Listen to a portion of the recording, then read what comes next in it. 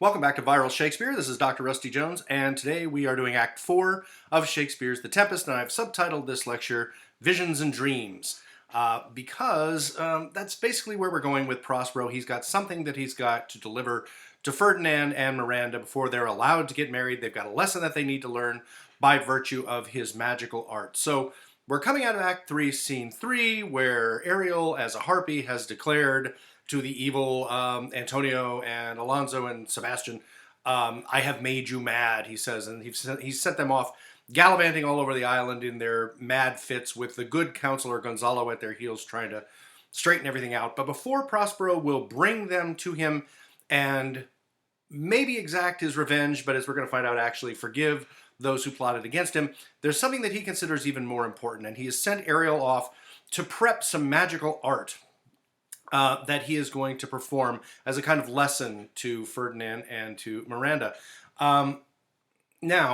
This vision, this beautiful pageant that he is going to present in front of his daughter and her prospective husband, this is often quantified, labeled, categorized in Act 4 of Shakespeare's Tempest as the equivalent of a royal masque.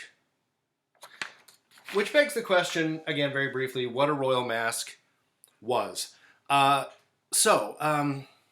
best way that I can put it is if you think back sort of years ago in America, our president, Trump, he wanted to have a massive parade down Pennsylvania Avenue. He wanted to have tanks, and he wanted to have ribbons, and he wanted to have soldiers, and a lot of marching, and bands, and all the rest of it.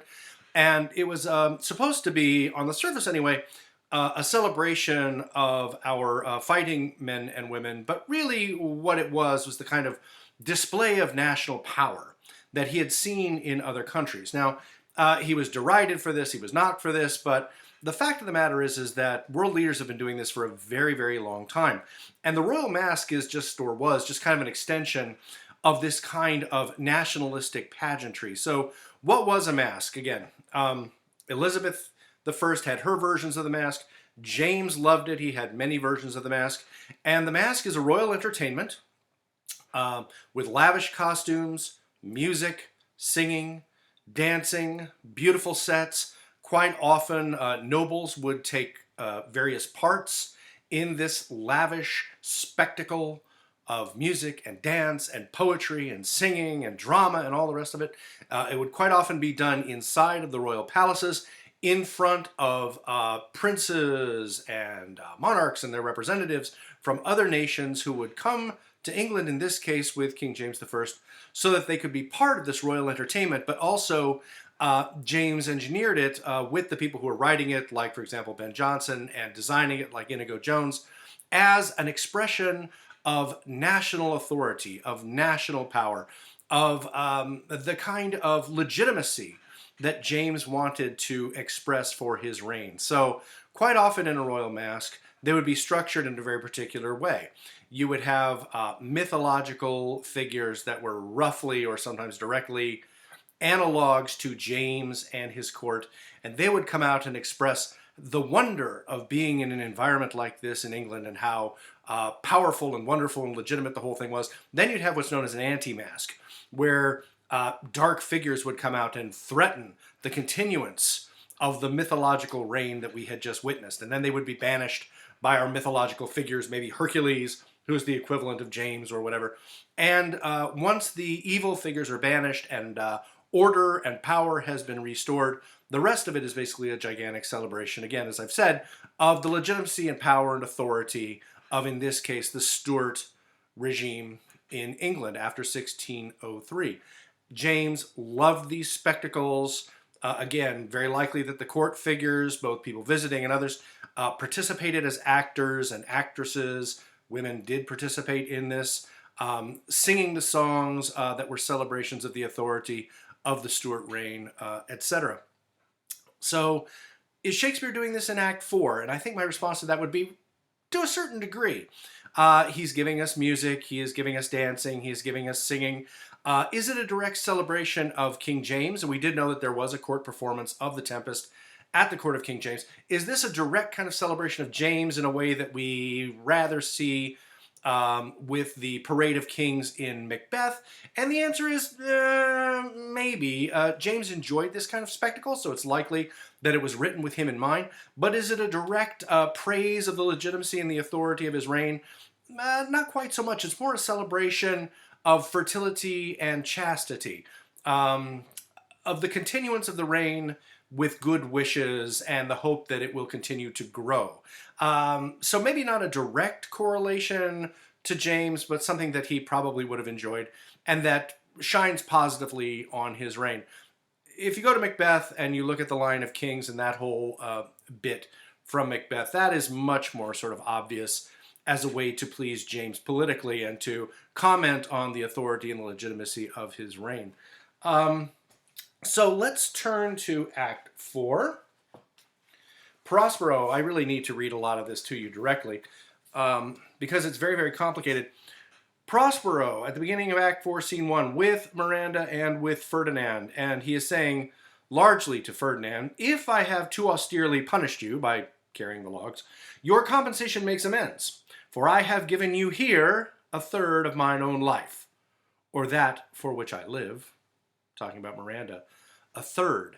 That's interesting. I'm wondering what the other parts are that he identifies in his life. But Miranda being a third of his life, or the thing for which he remains alive, he gives that to Ferdinand, who once again I tender to thy hand. All thy vexations were but my trials of thy love, and thou hast strangely stood the test. Carried those logs well, you did. Here, afore heaven, I ratify this my rich gift. O Ferdinand, do not smile at me that I boast her of, for thou shalt find she will outstrip all praise, and make it halt behind her. I do believe it, says Ferdinand, against an oracle. Then as my gift and thine own acquisition worthily purchased, take my daughter, but, and here's where it gets tricky, but, he says, if thou dost break her virgin knot, before all sanctimonious ceremonies may with full and holy rite be ministered, no sweet aspersion shall the heavens let fall to make this contract grow, but barren hate, sour-eyed disdain, and discord shall bestrew the union of your bed with weeds so loathly that you shall hate it both. In other words, if you have premarital sex before we've actually done all of the rites, all of the marriage rites, put everything in place, made it all legal and ethical and all the rest of it, then basically I curse your wedding. It will be nothing but barren. You will have no children. You will hate each other. It will be perfectly awful. Again, why is Prospero so freaked out about this? Why is he setting up this whole version of a royal masque to make the point, to drive the point home to both of these young people that you must not engage in premarital sex before we've done the whole wedding thing. Otherwise, you're going to have a terrible marriage. You won't have any children and all the rest of it. And again, his plan for both his daughter and himself, his return to Milan, his return to power, and the succession of his family reign that's going to be with Ferdinand and with Miranda once he's too old to have power anymore, once he's died and he passes things on. All of this hinges on the issue of chastity. And again, if you don't know what that is, chastity doesn't refer basically to virginity. What it refers to is this idea of a kind of cardinal moral virtue for women, that they are absolutely faithful to their husbands and nobody doubts that faithfulness. It's where we get that whole anxiety in Shakespeare's time period about cuckoldry, wearing the horns on your forehead, that you can't control your wife, and so she's gone off and had affairs. Now you have illegitimate bastard children. We're kind of back to King Lear on this. And it brings dishonor and an air of foolishness to the patriarchal members of the family, and dishonor, of course, to the woman who's gone off and cheated on the husband. So chastity is instilled in women at this time as a cardinal kind of moral virtue for them, because the legitimacy, the authority of the male family line, and the unquestioned legality of the succession all rides on an unquestioned sense of chastity coming from the woman. So if Prospero's plan is going to succeed, he has to make sure that there's absolutely no hanky-panky ahead of time, and therefore there can be no question of the legitimacy of the family line and the succession once they return to the old world with all of its primogeniture rules and power structures that he left behind for this magical island, but he'll be returning to soon. Ferdinand says basically, oh, well, that's not ever going to happen. As I hope for quiet days, fair issue, and long life, with such love as 'tis now. The murkiest den, the most opportune place, the strongest suggestion our worser genius can, shall never melt mine honor into lust. In other words, gee, give me the, no, I so want a quiet life with Miranda that, gee, given the murkiest opportunity to take advantage of her, I sure as heck won't do it. He's plotted this out in his head a little bit, but sure, okay, it looks like he's going to be honorable. Fairly spoke, says Prospero, and he calls up Ariel, gives Ariel some more stuff to do. In essence, before Ariel presents Prospero's version of a royal masque, he says, go bring the rabble, this is line 37, over whom I give thee power to this place. In other words, bring everybody here. Bring Alonso, bring Antonio, bring Caliban, all of those folks, Trinculo, Stefano, etc., so that I can do all of this. Bestow upon the eyes of this young couple, he plans to do. He must, he says, bestow upon the eyes of this young couple some vanity of mine art. This is the royal masque, the lesson on ethics and sexual morals that he's going to teach to these young people. It is my promise, and they expect it from me. Presently, I, with a twink, says Prospero. And as Ariel runs away, this is where Ariel stops and asks that question I mentioned in an earlier lecture. Line 48, he says, do you love me, master? No? It's an interesting question, and it comes out of this idea that Prospero is about to show what needs to happen in a love relationship for everything to be above board and ethical and all the rest of that stuff. So love is certainly in the air, and so Ariel asks this question that has at its core this issue of, well, am I just a servant to you? Am I just a slave to you? Am I just an indentured servant to you? Or do you actually love me? Are we doing this stuff out of love, or are we doing it out of force and obligation? It's a very mixed question, because earlier, as we saw, Prospero threatens to stick Ariel back in a tree if Ariel dares to hem and haw about executing Prospero's commands, just like Sycorax had done, stuck him into a tree. That does not seem to be something one does out of love. It does seem to be more of a threat. But Prospero responds here with, to the question of, do you love me, master? No, dearly, says Prospero, my delicate Ariel. Yeah, I do. I love you dearly. How? Like a beloved pet? Like a servant that you just can't do without? Or is there some equity here? It really does make this whole question of, well, the relationship between Ariel and Prospero is definitely a negative view of master and indentured servant, or master and slave, whichever way you want to read it. If you take Prospero on the up and up on this one, it makes their relationship much more complicated. Okay, so Prospero begins the royal masque at about line 59. He says, no tongue, everybody be quiet. All eyes be silent. Soft music.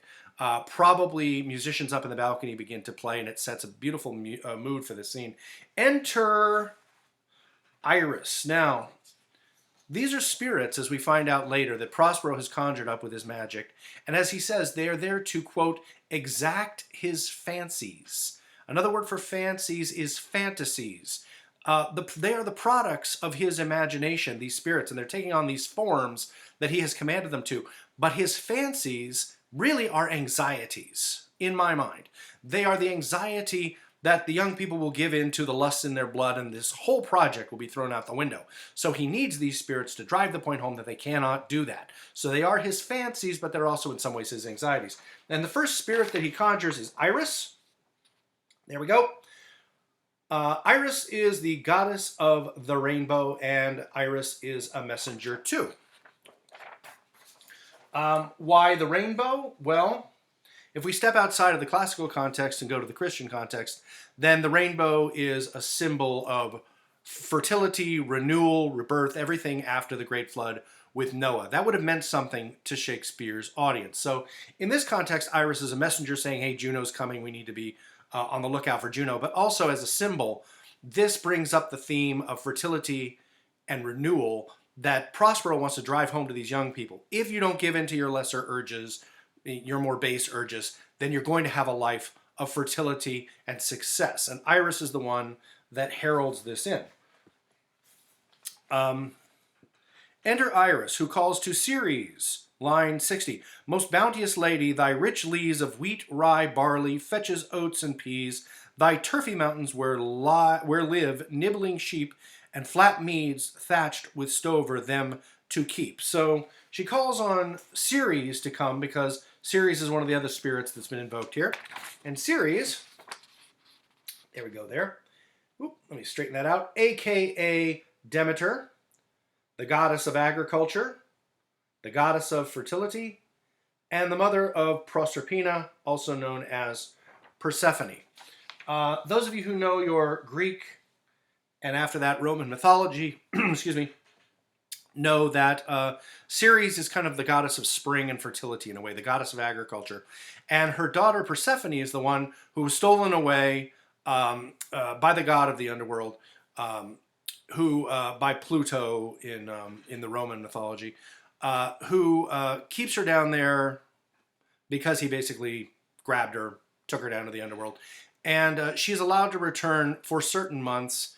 And during those months, Ceres, her mother, is so joyful that we have spring and we have fertility and we have renewal and all of that.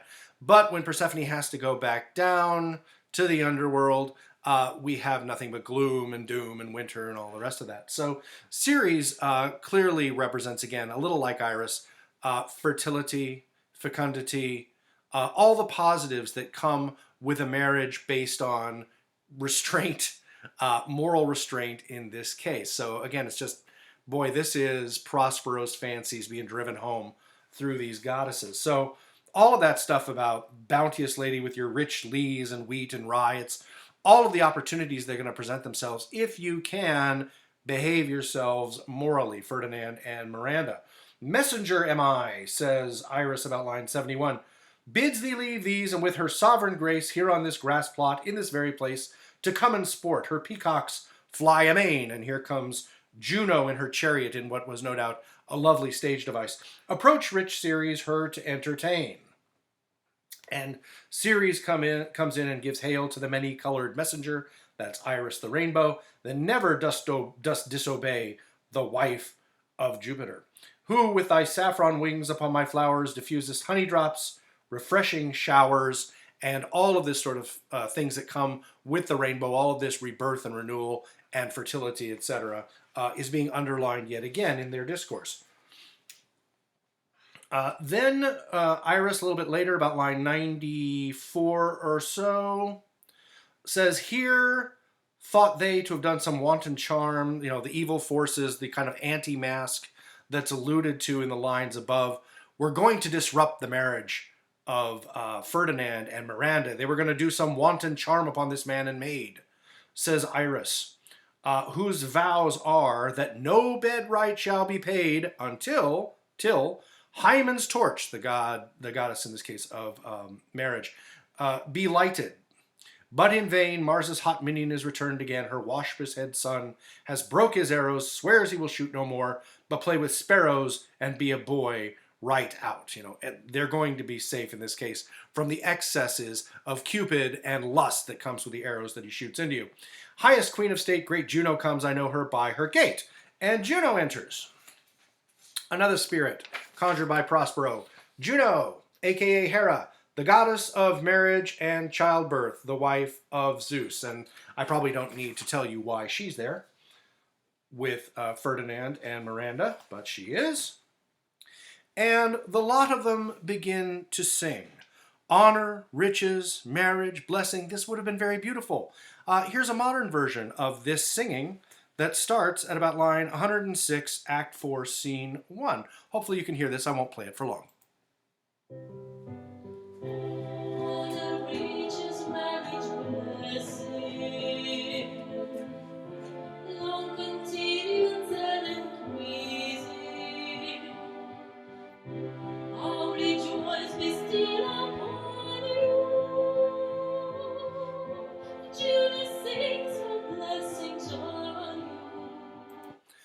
It would have been quite lovely, I'm sure. Now that, of course, is a modern version in song. Shakespeare's would have sounded quite different.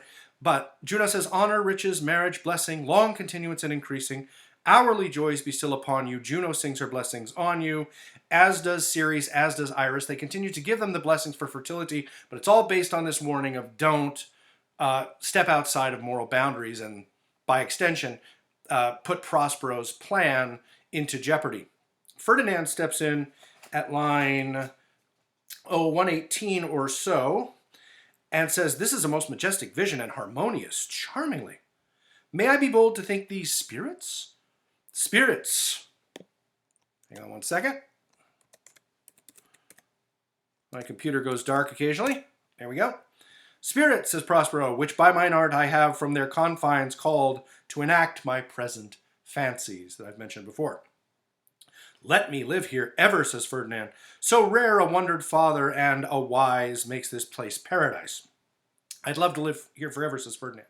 "Such a rare and amazing magician, and so wise, such a magus, as I've called him before, makes this place a paradise." He just praises the patriarchal overseeing force of Prospero here. Now, how this word would have looked in the folio of 1623, the word "so rare, wondered father and a wise," the word would look like this in the folio. This funky letter right here is a long S.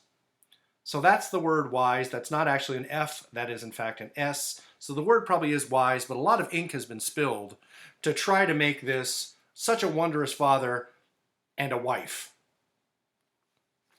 The findings have been inconclusive on this, but I kind of like the idea that Ferdinand wouldn't just bow down to the power of good old patriarchal Prospero as a kind of thank you for all the wondrous images that he's seeing here, all the dreams and visions that are parading around in front of him, trying to make sure that both of them remained chaste and morally ethical going into their wedding. But I like the idea that maybe he also gave Miranda a little bit of a nod there, a wondrous father and a wife, because she is there, and let's not completely discount her, shall we? She is part of this equation, but odds are it says wise.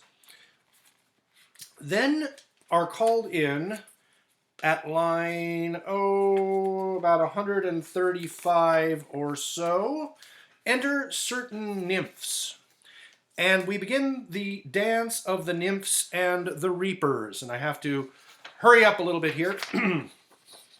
Nymphs and reapers begin to dance together. What are these? Well, nymphs appear in classical mythology. These are the female servants of the goddess Diana, who is the goddess of chastity. They guard, or supposed to guard, Diana's chastity as best they could. So their presence here in what Prospero is trying to communicate makes perfect sense. Why reapers, though? Do they represent death, like the Grim Reaper? I don't know. They're country farmers, basically, who carry long sickles, and their job is to reap the crops and bring them in. Maybe I'm going a little far here to suggesting that these are kind of antithetical forces, female nymphs and male reapers coming together. One's supposed to guard chastity, the other one's supposed to, shall we say, cut down and gather those good things that they want, if you know what I mean.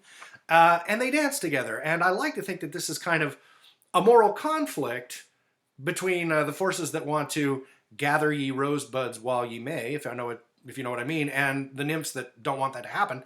And they find a kind of natural balance in their dance. Maybe I'm reading a lot into it, I don't know. But during the dance, this is where Prospero has a fascinating moment. Line 139, during all of this, dreams and visions about fertility and about chastity, Prospero says, "I had forgot that foul conspiracy of the beast Caliban and his confederates against my life. I forgot that Trinculo and Stefano and Caliban are coming here to kill me. The minute of their plot is almost come. They're on their way here.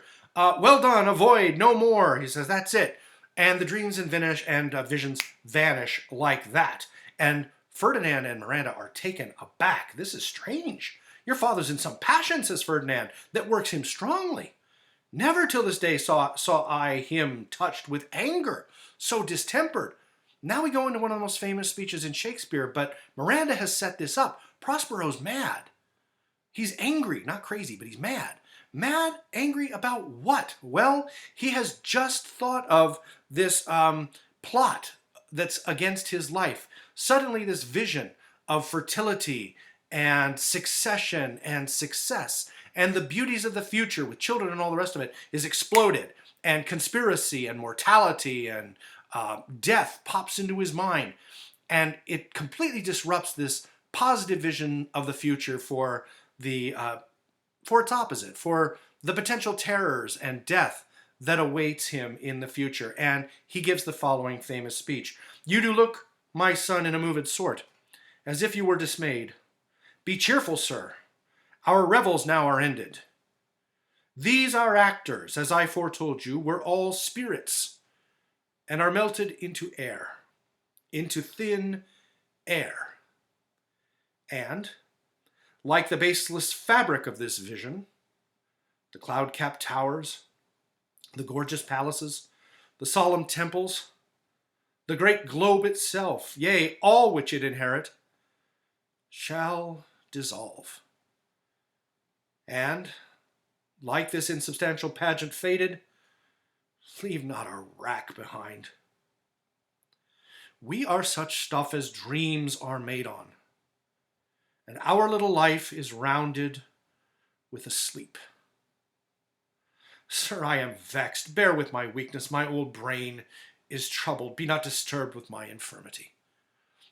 This speech is often placed in a very kind of positive context in car commercials and other places. We are such stuff as dreams are made on. Ooh, aren't we wonderful? We are dreamlike. We can do anything. That's not what this speech means in context. What this speech means is we are nothing when you look right at it. We have this life and it is rounded with a sleep on both sides. Death on this side, death on that side, and a small existence in the middle. This has got a lot of despair to it, provoked by the memory that Caliban and Stefano and Trinculo are coming to kill him, and that death is what surely awaits him no matter what positive things happens when he returns to the old world. To go through it a little bit more carefully. You look upset, he says, these actors were spirits and now they're gone. They're melted into thin air. And just like how baseless and, absolutely empty this vision and dream was, everything on earth is like that. The cloud-capped towers are baseless. The gorgeous palaces and temples, the great globe itself, the theater that maybe you're sitting in, everything that it inherits, all of it will dissolve. It'll all be gone and leave nothing behind. We are just like dreams, with sleep on this side, and we are this weird little vision in the middle, and that's it. And then he says, I'm really sorry. I'm really sorry that I am vexed, I'm troubled, I'm upset. I'm not normally like this, but the thought of mortality just rips him down. And the idea that he's trying to make something substantial out of the wedding of Miranda and Ferdinand, but death is always hovering there, and it has really upset him in this moment.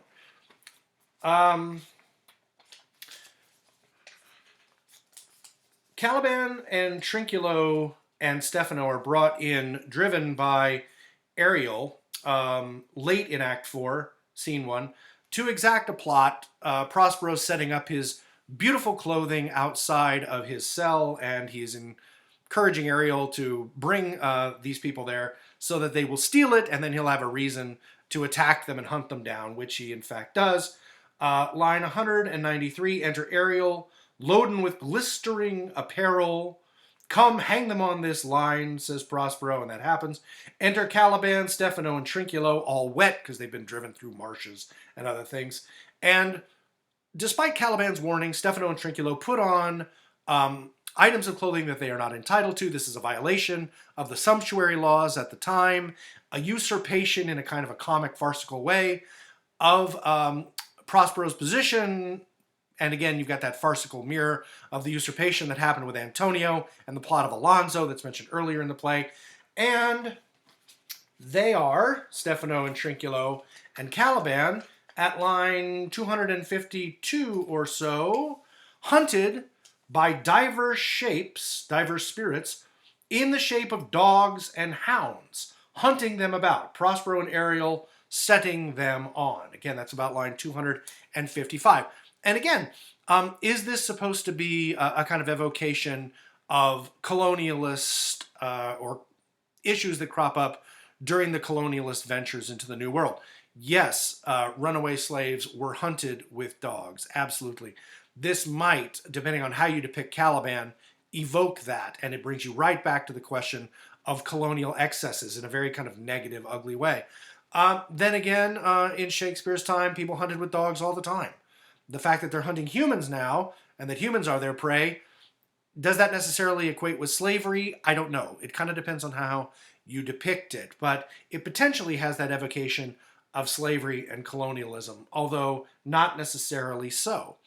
And that is where we end Act 4 with Stefano, Trinculo, and Caliban being run off by dreams and visions in the shape of dogs this time as opposed to goddesses, exacting a certain amount of revenge on the hubris and the excesses and the usurpations that Stefano and Trinculo and Caliban, well, Caliban tried to warn them, but Stefano and Trinculo have perpetrated upon Prospero. And next time we will finish this play off. Be safe. Have a wonderful day.